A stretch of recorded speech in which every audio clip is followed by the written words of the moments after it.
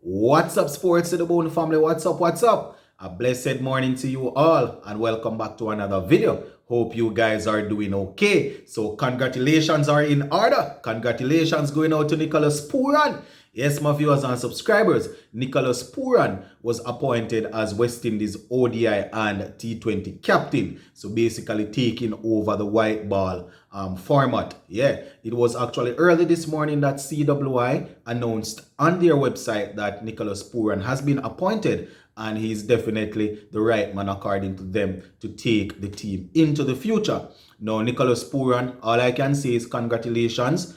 And I am hoping that, he will be able to withstand the test of times. It's not going to be very easy. It's basically a rebuilding phase. Well, we have been rebuilding for a while now.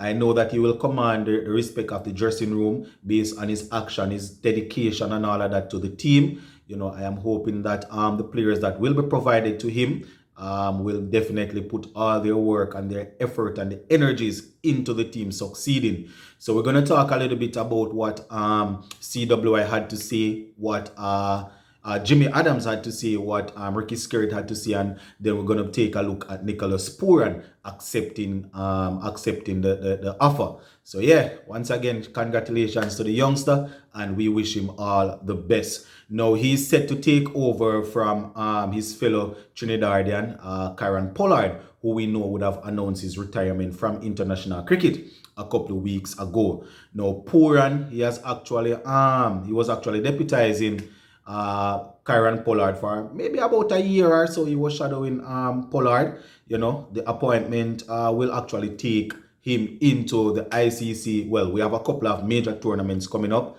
that he's expected to lead the team for. That's the ICC Men's T20 World Cup that is coming up later on in October, and also the ICC Cricket World Cup, I think the 50 over, that is coming up in 2023.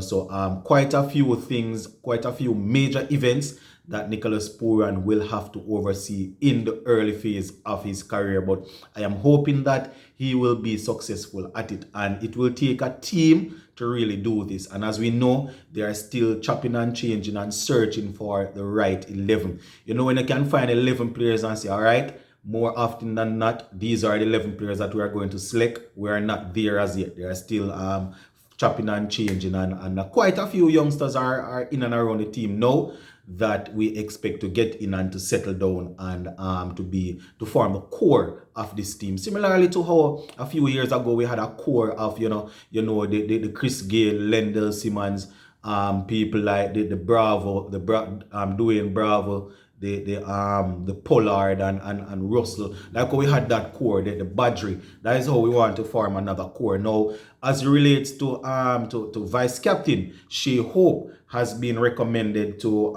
stand in as ODI vice captain. Notice they made sure to be specific, ODI vice captain.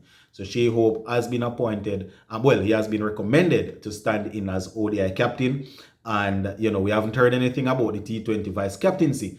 I am thinking that they are actually waiting on this upcoming T20 series to see if somebody will step forward. Well, they're probably going to have to appoint somebody, but maybe they're just waiting. I have a feeling, I personally think I know who they want to appoint, but they are just giving it time to see what the commitment is like, what the form is like, and all of that before they jump into it. Because remember now, guys, the captaincy and the vice captaincy, those are two important roles. Those persons should be automatic pick in the team. So you want people that are performing, people that would have established themselves in the team and things like that. So I guess they are just waiting on the IPL to finish, waiting to see a few players come back in and to see how things go, and then they will take it from there. Now, the CWI director, Jimmy Adams, he had a few things to say as it relates to the appointment of Nicholas Pooran. Now, I'm going to go through and read a few things that Jimmy Adams had to say. Now, he's quoted as saying, "We believe Nicholas Pooran is ready for the challenge of leading the white ball team." Right? He went on to say his experience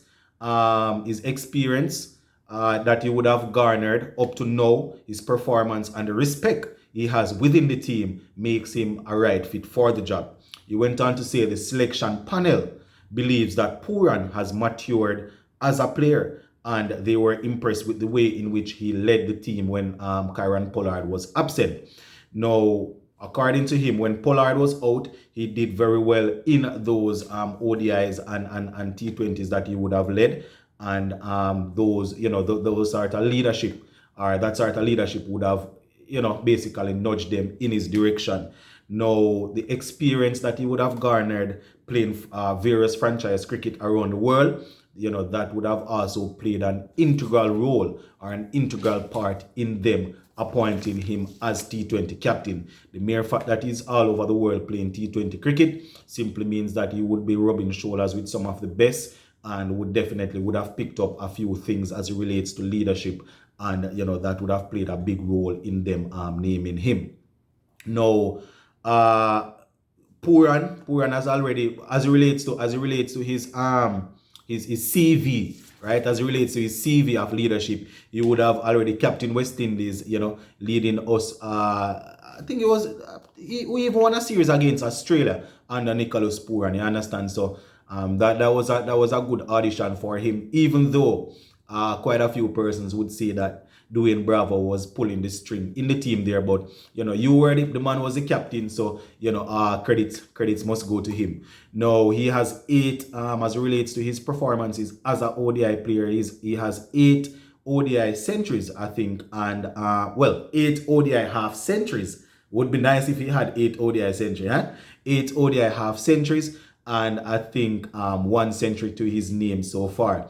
Now, when it comes down to the T20 format, he has 8 T20 international centuries, and definitely should and will be looking to add to all of those, seeing that he will be leading from the front. So the next thing that we want to start out where Pooran is concerned is whether or not he's going to be batting at 3 or 4. Now, my ideal role is for him, our ideal position is for him to bat at number 3, and in an ideal world, Hetmyer to come in at 4. That is how I want my West Indies team to set up the ODI and the T20, right?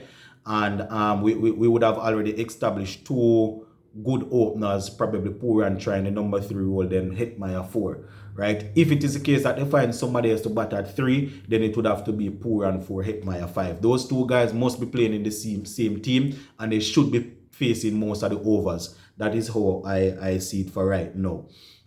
You understand? Now, Ricky Skerritt, he had a few things to say, and I'm going to be sharing with you. He says, and I quote, "Nicholas is a special gifted player and the right person to take over the white ball captaincy."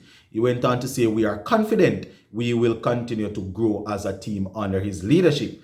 And he's imploring our West Indies stakeholders to try and give him the support and the encouragement that he needs to continue to help the team to improve.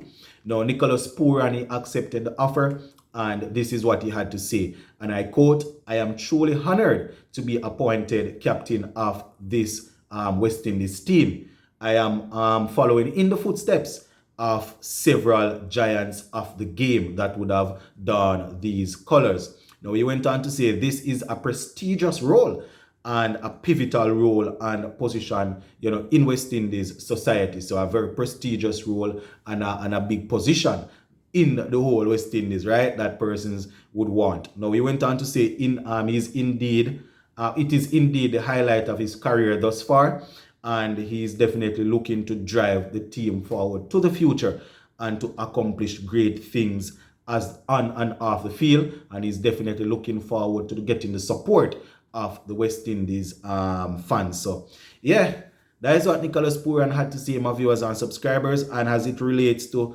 his first outing, we are going to be playing 3 ODIs against Netherlands.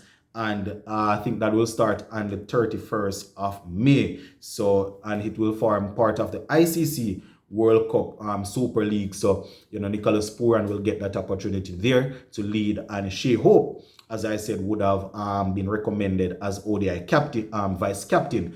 Now, not sure if they're going to come out with something else confirming that he gets the role, or if he has already gotten the role, because they say he has been recommended as the ODI vice captain. So, more than likely, he's going to continue in that role. And as I said, they are probably waiting before they name a T20 vice captain. maybe they don't want to go back in, in the Jason Holder direction, but for the upcoming T20 games, they might ask him to deputize to fill in while they look at other persons. One name that is being called a whole lot would be Shimron Hetmyer, and a lot of persons think that his leadership quality from under 19 cricket coming up would give him a perfect opportunity. But what I want now is for Hetmyer to get back in the team and get settled. Once he's in the team, I have no doubt that they should bestow some form of leadership upon him. I personally thought that Nicholas Pooran would have been ahead of him, right? But I think that once he's back in the team and he's fully settled and playing and performing, then he should be given the opportunity to help out Nicholas Pooran. But those are just my views, my viewers and subscribers. Strongly opinionated at the bottom, at the end part here. As I said, I always wanted Nicholas Pooran to get it right now, and I am thinking that once Hetmyer is back and settled fully, he should be given the opportunity to be the vice captain. But I am open to hearing what you guys have to see as it relates to this. So we're going to leave this one right here for now. Zine, big up on yourself. I'm out.